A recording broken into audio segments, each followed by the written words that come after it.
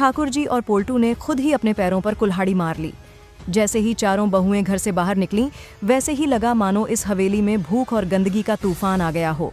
जी हाँ दोस्तों, सीरियल बड़े घर की छोटी बहू की आने वाली कड़ी में ज़बरदस्त ट्विस्ट देखने को मिलेगा, जहाँ एक तरफ हमने देखा कि अहाना ने अपनी सास दुर्गा देवी के लिए वो काम कर दिखाया जो शायद बाकी तीनों बहुएं कभी भी न कर पातीं, वहीं दूसरी ओर अहाना की हिम्मत से बाकी बहुओं को भी जुल्म के खिलाफ आवाज़ उठाने का साहस मिल चुका है।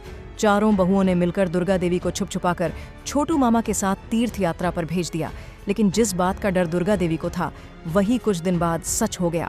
घर लौटते ही पोल्टू ने सवाल किया, मामी माँ कहाँ हैं? और ठाकुर जी ने भी पूछ डाला, भाभी आखिर किसके साथ गई हैं? तब अहाना ने साफ साफ सच्चाई बता दी कि वे मंदिर नहीं गई थीं, बल्कि माँ को मामा के साथ यात्रा पर भेजने गई थीं। यह सुनकर पोल्टू और ठाकुर जी के होश उड़ गए।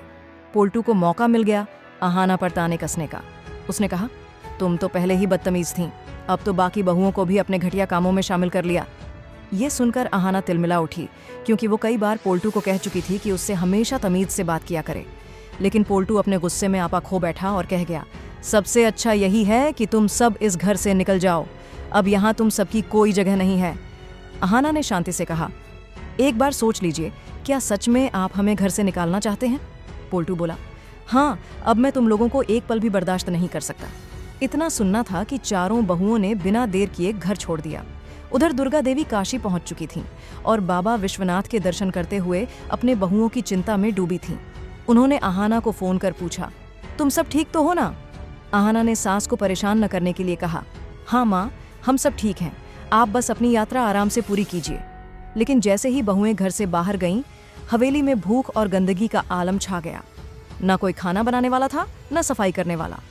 ठाकुर जी और चाची जी, जिन्होंने कभी रसोई तक का मुंह नहीं देखा था, अब खुद को लाचार महसूस करने लगी। तब ठाकुर जी ने पोल्टू से झुंझलाकर कहा, अरे बेवकूफ, अगर निकालना ही था तो कम से कम अपनी बीवी को तो रोक लेता, अब घर के सारे काम कौन करेगा?